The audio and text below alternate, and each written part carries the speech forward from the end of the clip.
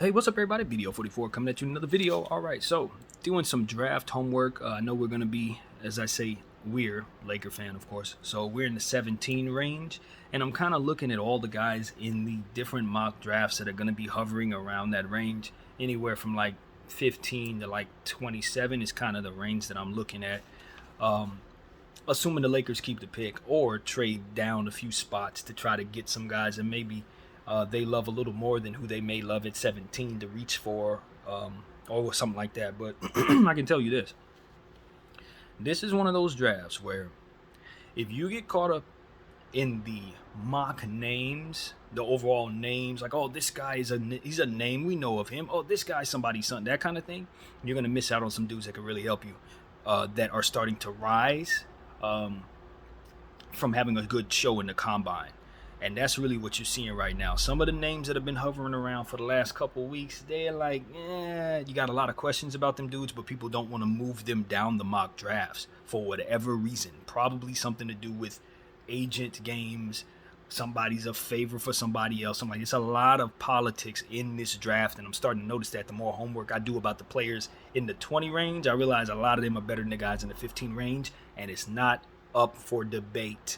I'm sorry, guys in the 15 range. It is a actual fact that some of them dudes behind you are just simply better, but they're not getting the respect, and I'm knowing that, I'm learning that as I'm doing the homework. So this is what I'm finding. For example, like Jett Howard is the first name that comes to mind. Jett Howard is an amazing scorer. He can shoot the ball. He's somebody who's going to hit down a lot of shots for you. He almost reminds me of Michael Porter, to be honest with you. That's exactly what he reminds me of. He's not going to play too much defense, but he has some good size. 6'8", 215. He should be able to put on some more weight, probably another 15, 20 pounds throughout his career, hopefully for him. And he's really going to help you offensively. He's going to knock down shots straightaways. At the end of the game, he's a go-to guy who can score like crazy. The problem is you're probably not going to want him on the floor. Why? Because he's horrible defensively, like awful. And so he's going to have to work on that. But it's like the Lakers are in a position to probably take him. He's Juwan's son. We love Juwan, even though we didn't have him on the organization. He's just overall lovely guy to have in the league, and everybody knows Juwan Howard. You probably gonna want his son. Problem is, his son ain't the best prospect in this area. He's somebody who can fit our need, but defensively, we're gonna have to work on this kid, and then we're gonna have to accept the fact that he's never gonna be that great defensively. The guys behind him, they have some excellent defenders who can shoot the ball. So it's like, why am I going with this guy? Because he's Juwan's son. No, I'm not doing that. So this is one of them type of situations. As I do my homework, I'm like, I'm supposed to take him over who? Oh, hell no. Nah. When you start doing homework on some of the dudes behind, no. So let's break it down. Like a guy like GG Jackson, he's a fantastic scorer. You know, you look at this dude. The problem is he's really, really raw, and he's not quite ready. So you're gonna have to wait on him too. And there's a chance he may not work out based on how raw he is. But if you look at his mechanics, you can look at him and say, okay, this dude's going to be a problem if he ever puts it together. But how many times have we seen guys like that? And you think about dudes like Cam Reddish, just like this, who has all the mechanics in the world, but for whatever reason can't get on the floor. So now that you have examples of that, it's like, that guy could probably slip based on that type of example. But he's 6'9", 215, and it's got all kinds of good to his game. So GG Jackson is somebody to pay attention to, but just like Jett Howard, probably going to be taken a little sooner because his name's a bit more known than some of these other dudes. But, you know, probably more of a risk, I guess, than maybe some of them other names that you start looking at and you start doing homework on. So this is the type of things like, for example, here's a guy who's not even in the range that I looked at some homework on him, and I realized, he's going to be better than everybody thinks he's going to be and should be drafted sooner. And that's something I know now, before the draft. So when he breaks out as a second round guy, you already know that there are people in this world who already know that. Kobe Brown, he should be taken in the first round. Not going to be taken in the first round more than likely unless somebody sees what I see in him. He is a 6'7", forward, 7'1" wingspan who has a lead arm defensive style. So that means he's going to stay in front of you. He's going to take that long defensive arm and he's going to have it out ahead of him, and he's going to move laterally left and right, and he's going to get deflections, he's going to block shots and all that. And on the other side, he's an excellent passer. He is Draymond Green with a lot more athleticism, a lot more pop to his game. And just like Draymond, he's likely going to go in the second round because nobody's paying any attention to him. But Kobe Brown is a dude that is going to develop into somebody who really helps a team, and that's already understood, and he should probably be drafted. This is one of them situations where it's like, yo, you can tell before the draft. This is not one of those where you're like, oh my God, where he came out of nowhere. No, like this is before. He's good, dude. All right, another guy, Kobe. It's a million Kobe's in this draft. Which I love Kobe Bryant. I love everybody. But why is everybody naming their kid Kobe? It's like 8 Kobe's in the draft. What's going on? Anyway, Kobe Buffkin, another fantastic Kobe, who's not one of those guys who's going to be slipping in the draft more than likely. He's actually supposed to be gone before we get a chance to see him. He should likely go to Toronto at 14. But I still take a look at those guys because sometimes in the draft, teams reach for a guy at the 7 range, 6 range that's probably supposed to be back here, and as a result it just sends the draft further down in regards to what you've been looking at in mocks. So even though everybody may still be on par with what they want to do, some of these teams may find out they'd be able to get a guy that they shouldn't be able to get based on the fact that another team did something stupid, and as a result you're going to see Kobe slip to you. So I'm not saying that's going to happen. I don't think it does. But a couple of them guys probably going to have that happen to them because some of these dudes, as I've said, if you're doing close enough homework, you're going to see them as better than some of them dudes that are ahead of them. So the likelihood that teams either trade down or reach for a guy or something like that in this draft, I think is very high, especially if they're actually doing homework. So Kobe Buffkin, 6'4", 187 pounds. I wrote that down twice for some reason. And he really, really, really can ball, man. This dude can put the ball on the floor and create his own shot. Drive at the rim at will, has a good pull-up game, all kinds of stuff Kobe Buffkin has. From what I understand, he doesn't have many holes in his offensive game at all, from what I've understood. Can pass the rock, can do pretty much anything. So he's a 6'4" guard that lives up to the name. Kobe Buffkin can really play. So that's something that needs to be understood. I'm a fan of 2 of the 3 Kobes. The other Kobe Jones, I have not done homework on him, so I don't know about him yet. But Kobe Brown and Kobe Buffkin are both NBA players who are going to make an impact in this league. And I would not be entirely upset if the Lakers just go full 100% gimmick and draft both the Kobes, because both of them dudes are going to help us. I'll tell you right now, that ain't going to be the worst thing in the world. It really won't. Kobe Brown with the 47th pick, Kobe Buffkin with the 17th pick, you walk out of there happy. Trust you me, you are definitely happy. Another name in this range, Chris Murray, another one of those names. Probably is going to go in the mid-20s. He's not really being overrated or anything like that, but his brother is in the league and was the 3rd overall pick, was a fantastic player, helped his team get all the way to the 2nd round, one of the best 3-point shooters in the league, off rip. So you just have to assume that his twin brother is going to be able to do some good things too, given the fact that he had a similar college tenure in his career after his brother left. He stepped in and basically had a similar type of breakout. So I think Chris Murray can also be a fantastic shooter. Unlike his twin brother, he's a lefty, which is really strange. I've never heard of that before. Twins having different arm dominance, what have you, hand dominance. But nevertheless, that's the case. Chris Murray's not expected to be as great of a player as his brother, but he has some of the same intangibles. He can play defense. He can shoot. You know, he can drive to the rim, things like that. So I don't see why he can't turn into a good version of himself. We look at these guys like the Morris twins. I mean, they're both really good. They've both had different tenures where you wondered who was better than the other, and they're both still around. So I think Chris Murray and Keegan Murray can have a similar tenure in this league, and I wouldn't be mad at the Lakers for taking a try at Chris Murray. He's not the sexiest pick in the 17 range, so you probably want to trade down if you're in love with him.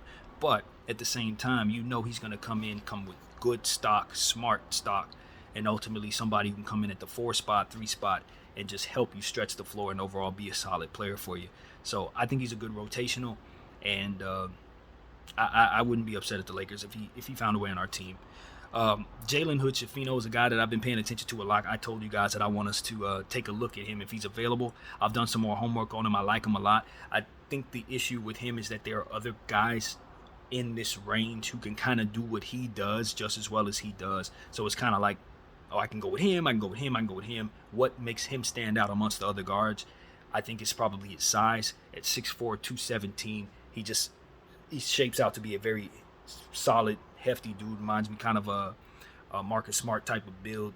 And so that kind of stands out. It makes you want to bring him to your team if you need a big guard, which I think the Lakers could use. So I'm a big fan of Jalen Hood-Schifino. He's probably going to be gone before we draft him, he's expected to probably go to Utah right before us, given the fact that they may want a point guard and are not likely to take one with the first of 2 picks in the lottery. So I think it's a good chance that Hood Schifino ultimately lands there. But if he's available, I think the Lakers should take a good hard look at drafting him, because it wouldn't be a reach for one. He actually would slip to us in theory. And 2, he's a pretty solid overall point guard, shooting guard combination player who can kind of play off of AD and Bron in a way that you think can contribute very well. He's a good dive passer, excellent dive passer, excellent interior passing player. One of the best strengths that he has is his ability to make that dive pass. So I think that can be very valuable on this team. And just overall, I think he would be a good pick. However, now that I'm doing more homework around the players around him, I think I'm in love with a couple more players a little more than him, which kind of changes what I've been seeing in regards to getting him. So this is one of them situations where if you're at 17, you wish you had like 4 picks. Because once you start doing homework on all these guys, it's a lot harder to pick one in our range. And that's what I'm starting to find out. Another guy that I really, really dig a lot, Leonard Miller. This is a player that probably won't be available to us now that he's starting to gain steam. People are starting to realize what he can do. The only thing Leonard Miller really can't do very well is shoot the 3. It's an ugly 3. But when you listen to people talk about Leonard Miller, they will tell you that shot falls enough to make him a solid shooter. It's just watching him brick is a bad thing, but he hits him enough to make it, solid, I guess. Everything else he does is on point in regards to the defensive end, and he can really, really dribble the ball from one end to the next about as well as anybody at 6'9", period. This dude, somebody put the ball in his hands when he was a little kid and said, run the floor. Run back and forth, run, and dribble, son, run. And he excelled at it. And so that's what I would say about Leonard Miller.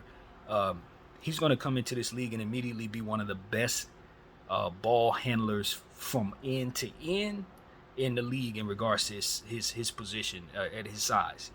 There's fewer people. LeBron James, Giannis Antetokounmpo, people that come to mind. That's who you're going to have to compare him to when considering how he dribbles the ball at that size. He's different. Paul George, he's one of those.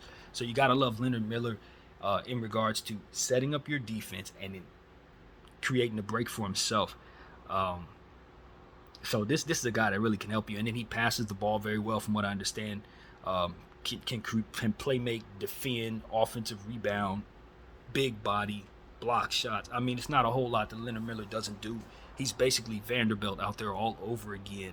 And if you stick him down there with that Vanderbilt with Anthony Davis, we're going to terrorize the league defensively in some very scary ways. And it takes away some of them issues we had guarding guys like Gordon and Porter with Denver. We come back out there with him in our rotation, we ain't going to have that problem no more. So I think Leonard Miller is probably somebody you want to pick up if he's available. You probably don't let him slip past you at 17, to be honest with you. He shouldn't be there, but if he's there, it's going to be hard to pass on him, depending on who's also there. Here we go again with more of these players. Here's another one, Jordan Hawkins. Y'all know I'm a Jordan Hawkins fan, and that hasn't changed. He's 6'4", 186 pounds, and just simply the best catch-and-shoot player that I think may be available in this range. Although, there's another name that I just discovered. We'll talk about him too. But Jordan Hawkins is right there, man.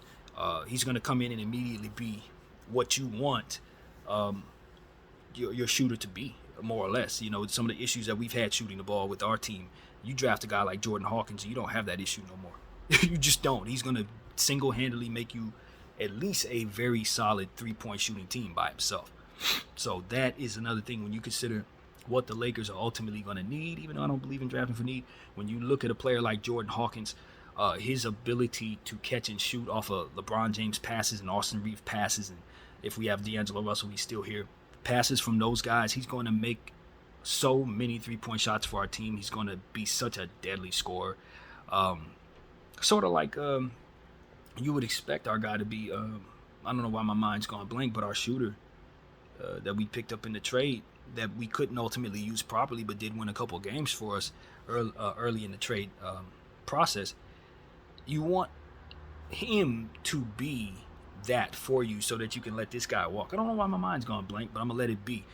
So that's really what it is. You just want him to kind of come in and take that role and be who it is that you ultimately wanted that player to be. So that's why you pick up Jordan Hawkins if he's there, but I think there's a great chance he's not going to be there because he's that lethal and elite of a shooter before he even gets into the game. I mean, he just runs around, screens, runs around the perimeter, catches, shoot. He lets it go before you even realize he has it in his hands. It's already at the rim. So this dude, elite shooter, immediately turns into one of the best shooters in the league. So that's something I know. Jordan Hawkins right away. Another guy, Bryce Sensabaugh. 40% three-point shooter, 6'6", 235. So that 235 pounds really stands well with me.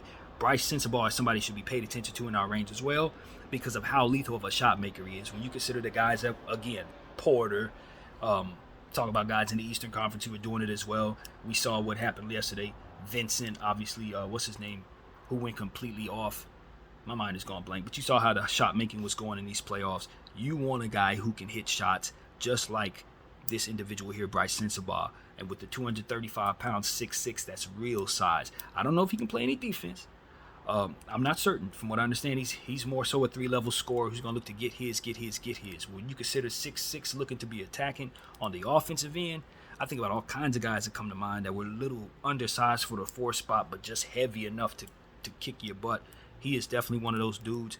I think about a small Carmelo Anthony or something like that, who's just going to dish out punishment, continue to look for his own shot, though, continuously, just scoring the ball over and over again. I think Bryce Sensabaugh is going to help a team if they can just find a way to put him in a system that allows for his strengths to be showcased and his weaknesses to be hidden.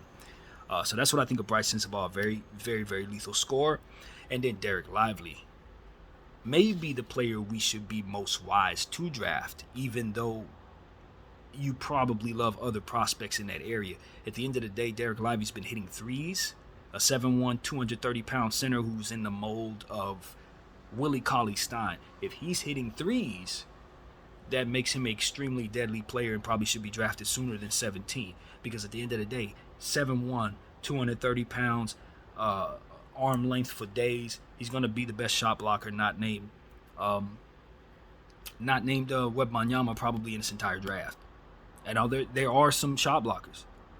Don't get it twisted, but I think this one might be the most capable. And you, given the fact that we have Anthony Davis, don't want him to play the center as much anymore, we can slip this guy in. He immediately becomes a center of a future, looking to block shots, and maybe just might shoot the ball well enough to spread the floor for us. Obvious lob threat, obvious offensive rebound threat, obvious defensive rebound threat, but definitely a shot blocker. So Dereck Lively, I don't want to take him at 17 because I think you can get him a little lower, but as of the last week, his stock has been rising. So that may not be the case by the time we get to the draft. So we're going to keep an eye on Dereck Lively's stock.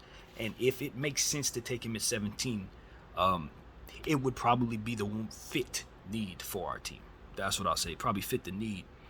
So I think you should definitely circle him. I think the likelihood of us taking him is pretty solid, to be honest with you. Nick Smith, another guard, 6'5", 185 pounds. His stock is continuing to rise. He had some issues with health from what I understand, but ultimately is widely understood to be probably the most talented guard in this range.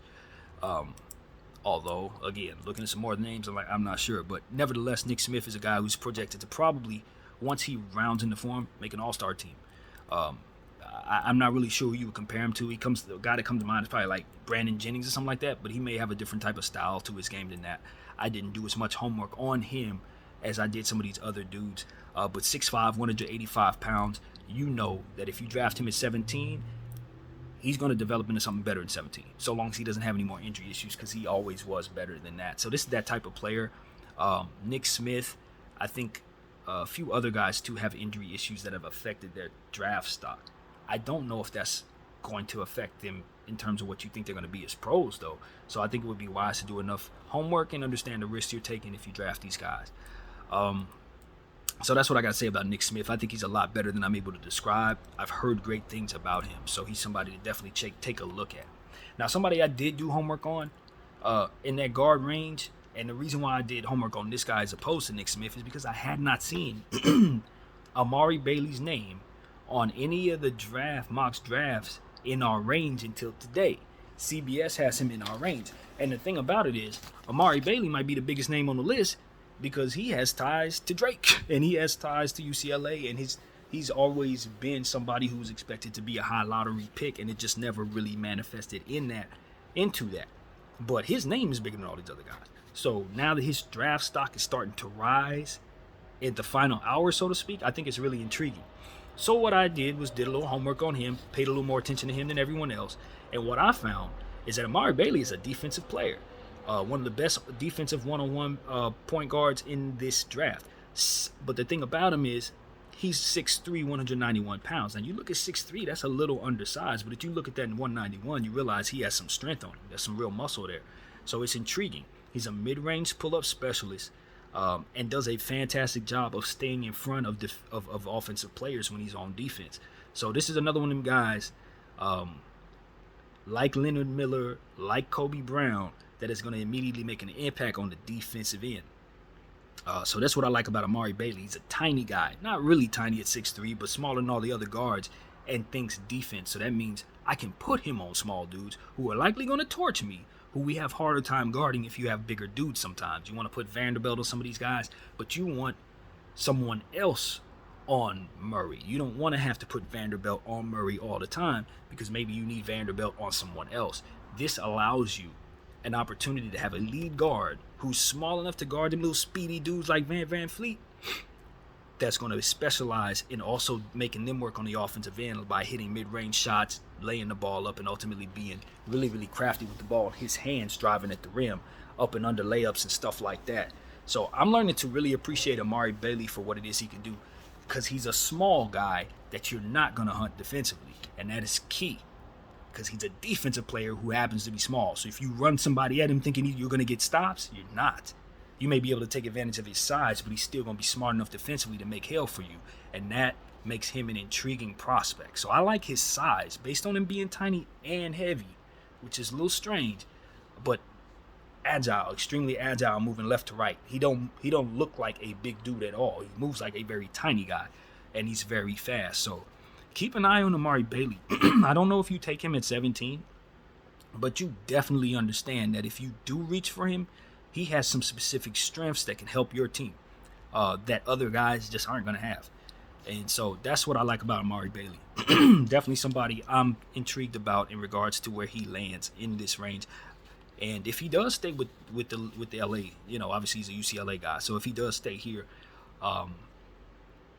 there's so many other guys, you just don't know who's going to be what. I mean, we're just doing homework on everybody, but I don't think we would hate having him at all, given the fact that we could use another guard. And he's of high quality. He really is, defensively and offensively. So the next guy I want to talk about here is Dariq Whitehead, 6'6", 217 pounds. Cut. What did I put on here? What is this? Cut hand short. I don't know what I'm trying to write there. I apologize. It's a note that's supposed to mean something. But it doesn't mean anything to me right now as I look at it. But nevertheless, Dariq Whitehead is a player who's also a 3-level scorer, sort of like Bryce Sensabaugh from what I understand. Definitely somebody, doesn't have as much size as Bryce, but is very talented just the same. Someone who's going to catch and shoot, hit a lot of shots for you.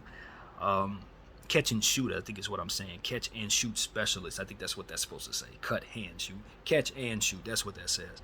And so he's just somebody who's going to get all kinds of shots off. 30-point scorer. You're going to give him the ball. He's going to hit corner shots. You're going to give him mid-range shots. He's going to hit that. He's going to be able to take the ball off the dribble, lay the ball up, things like that. I think he had a foot injury that took away some of his athleticism. I think that's the story with Whitehead. Whitehead was initially a guy who could jump off the ground, leap, do all kinds of stuff, but has since had 2 foot surgeries. That's the word with him, I believe it is. And because of those foot surgeries, he's now been rendered to being a catch-and-shoot guy only. So you don't know if he's ever going to fully recover from the foot injury and return to the player he once was in high school and all that. So this is the story with Whitehead, likely to slip because of the injury issues. But once you get him there, he's going to go crazy and he's going to score a lot of points for you. So 2-3 years from now, if there's no issues with this guy, he's going to be much better than he's drafted to be, I think. That just kind of go without saying. But I am passing on him at 17 because of them 2 foot surgeries. We got guys with foot surgeries. So Dariq Whitehead can be damn certain that the Los Angeles Lakers going to pass on him because we don't need nobody else with foot injuries. We got 3 of them, D'Lo, AD, and Bron. Why? No. Foot injuries? Absolutely not. But I do respect his game, and I think ultimately every team's going to be happy to have a scorer like that. So that's the reality of it. All right. Now we're going to get into another guy I did homework on this morning. because I had really only heard very little about him, and he's also starting to rise. Um, and now that I've done this homework, I realize this is somebody I want on my team. Brandon Podziemski, 6'4", 204 pounds, player of the year at Santa Clara. First of all, if you come from Santa Clara, I'm listening. Steve Nash, Jalen Williams, I'm listening. Second of all, this is also another catch and shoot guy. Reminds me of a better version of Svi. Remember Svi Mykhailiuk? He plays for the Charlotte Hornets now. Had a really good season with him last year. Of course, we drafted him. We like him a lot. Traded him to Detroit for a bag of peanuts. Still pissed about that. But Brandon Podziemski reminds me of him, but better. He's a shooter, man. They're comparing him to Austin Reeves. I didn't see Austin Reeves in this game because Austin Reeves is more of a playmaker. Austin Reeves didn't project as a shooter. He developed into a fantastic shooter. This guy is a shooter off rip. And with that 6'4", 204 pounds, you love the size there. 204 pounds for a guy at 6'4" is pretty solid, especially if you consider a guard that's looking to shoot. And so that's what I want to let people know. This is the Swish King. Nobody that I know of in this draft has more clean three-point shots than this guy, including Jordan Hawkins. This dude swishes everything. And that's what needs to be understood about Podziemski. Not only is he making the shot, it ain't hitting the rim. He's splashing everything. So when you have a shooter like this, he's going to win games for you. JJ Redick, all them type of dudes. He is that.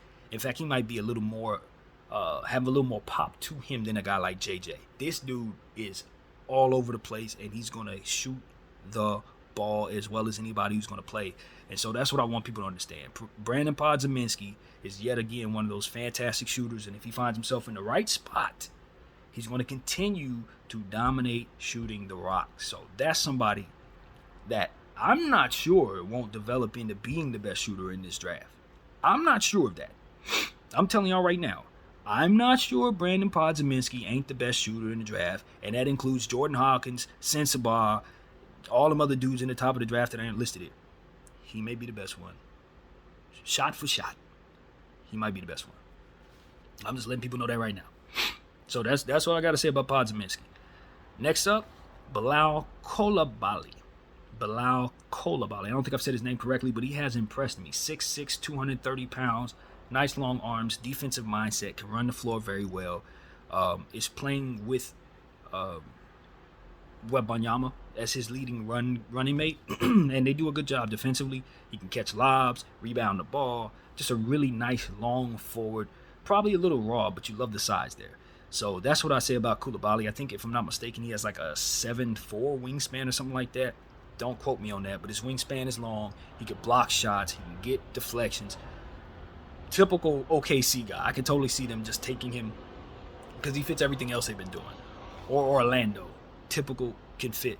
But he can also fit what we do as well. You can put him in at the 4. Definitely not a starter right now, but somebody who's going to come off the bench and provide a lot of help for you on both sides of the floor in some ways that just complement the rest of the team. So I like Bilal Coulibaly. I think he would be a great pick. I don't know if I'd take him at 17 at this point with the overall shuffling of how these teams are looking. I think he's kind of dropped some just basically with the emergence of other guys. But all in all, I think there's going to be a good team that ultimately loves having this kid if they can just wait on him and allow him to develop into who he's going to be, because he has the physical tools easily. So we already talked about G.G. Jackson and Jet Howard. We talked about them first.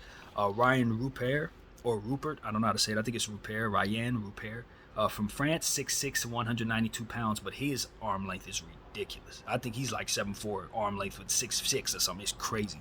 So you got to respect that this dude's going to turn into something eventually, but it's going to take some time. He's really raw, foreign prospect. Can run the floor some, rebound the ball, but it's just one of those situations where he's raw. We're not really sure about him just yet. Probably not enough footage on him, that kind of thing. So I would do more homework on him. I didn't before I would try to draft him in any range at all. More is needed to be learned about Ryan Rupert. And the last name I did a little homework on was Noah Clowney, 6'10", 7'2" wingspan shot blocker. This dude is going to pin your shot on the backboard. He's going to block shots from the weak side. He's going to block shots straight ahead. He's going to block shots in his sleep. He's going to block shots when he's dead. This dude's going to block a lot of shots in his career. Noah Clowney, just like Derek Lively, if you need somebody to protect the rim, here is a guy who's going to definitely do that for you. So these are the names that I wrote down. There are other names in that list that I need to do homework on. A couple other names that I thought probably just would not be realistic to do homework on, given the fact that they're going to be gone before this draft range is in place. But these are the guys that I think are more likely to be available to the LA Lakers at 17, and may want to take a look at some of these names. Others probably not, based on either injury issues or just not wanting to reach on a guy. And so on and so forth. But this is what we're looking at. These are the players that I think the Lakers are looking at right now in regards to the 17 range. And with the exception of Kobe Brown, who's not expected to go in the first round, but I'm telling you, he damn well better if these teams got any sense. So that's pretty much what I got to say, man. That is what we got. I'm going to do more homework. There are guys in the first round lottery area that I would love to discuss that we're not going to obviously have a chance to get, but I'm super excited about just the overall youth in this league. So I probably will get into that more so as this next couple weeks progress toward the draft. But this is the first preliminary draft video that I wanted to do to just talk about the guys in our range. And hopefully just kind of send you in the direction from which to do your own homework, so that you don't take my word for any of this, that you will learn about these guys and form your own opinions about what it is you believe they can do for your team. And I really genuinely believe that there's not a single player on this list that's not going to help a team in this league. All of the guys that I did homework on, that I wrote here, I think are going to be in the league. So that's what I want to say to you guys. No scrubs here. Even the guys that I think have big question marks are very, very talented, including Jett Howard, who's going to hit a lot of shots that are going to break your back. That's what I want to say about Jett Howard. I don't want to leave y'all thinking that Jett Howard doesn't have extreme strengths. This is one of the best shot makers in basketball already. Problem is, how do you get him on the floor if he's going to give up everything offensively on the defensive end that he makes up for on the offensive end? So that's my thing. He's going to have to get stronger. He's going to have to get with coaches to learn how to play some defense, and he's going to have to become effective on the defensive end. If he doesn't, he's going to be a role player that you're going to hate seeing on the floor. I can think about so many different guys that had this issue where they score a lot, but they don't do anything to stop scoring from happening, so it ends up becoming a zero in the plus minus every night. Even when they have a good game, it's just like they didn't do nothing. That's what I'm concerned about in regards to Jett Howard. That's my concern. So if everybody's hell-bent on getting him at 17, I'm telling you, there's about 8 other guys I'm taking before him, quite honestly. So that's just what I got to say about that. I'll still welcome him. I think like I said, he's gonna be a hell of a shot maker. I think the pretty stuff and the sexy stuff he's going to do. So they're gonna tell you he's probably better than he is, honestly. But at the end of the day, when you know of intangibles and different things like offensive rebounding, screen setting, making sure that you play good defense, all types of stuff, you want to take guys that have more intangibles than just the sexy stuff. You know what I'm saying? And so that's my thing with Jett Howard. I don't want to make this a bash Jett Howard video, but I'm just not feeling what I saw when doing homework as it pertains to his weaknesses. They glare way more so than the strengths that he provided for me. So it's like, if we're going to take that guy, I'm worried. I'm worried that we're going to be leaving so much other substance on the table. Don't leave Leonard Miller and Jordan Hawkins, Kobe Buffkin. These are guys I'm taking before him, man. I'm just being honest with you. Those are the names. Other names is but those guys, they can't be left on the board if I can't see myself doing that. Too much substance, man. Too much substance in some of these other dudes. Leonard Miller gonna do 100 different things for me. Jalen Hood-Schifino guarding different players. Kobe Buffkin gonna do all kinds of stuff. I need some of that on my team. I need what those guys bring to the table more than just the sexy shot making that some of our prospects here are gonna give us. Whitehead, Sensabaugh, Jackson, Howard, those guys are going to be fantastic, but I just don't know if they do enough outside of the sexy stuff to make me getting them worth it to me when I have so many different other needs as a team. But if I only need shot making and everything else is accounted for, then I definitely need to go get one of those dudes, because they're going to hit shots and they're going to close for me. So maybe that is what the Lakers need. But I'm telling you, my natural inclination is to say that dude can do 7 things for me, and that dude can do 1 pretty thing for me. I'm going to take the dude that can do 7. So that's just how I think. But at the end of the day, man, these are all great prospects. I think these guys are all going to be in the first round for the most part. And so I I think it's relevant to talk about them. And again, all of these dudes have weaknesses and strengths to pay attention to. And if you want to zero in on all these guys' weaknesses, you can talk yourself out of all of them. So I just want y'all to know that I had Jet Howard's weaknesses in mind because we're in position to basically take him. Most of the mock drafts has us taking him. And I don't love that pick. I don't. So that's just what I want to say, man. That's it. Overall, he probably proved me wrong and be a fantastic shooter and hit shot maker, and I'm looking forward to that, man. So that's really what it's about. All of these guys are going to be fantastic in the end, hopefully. So that's what I got to say. BDO 44. I thank you all for watching.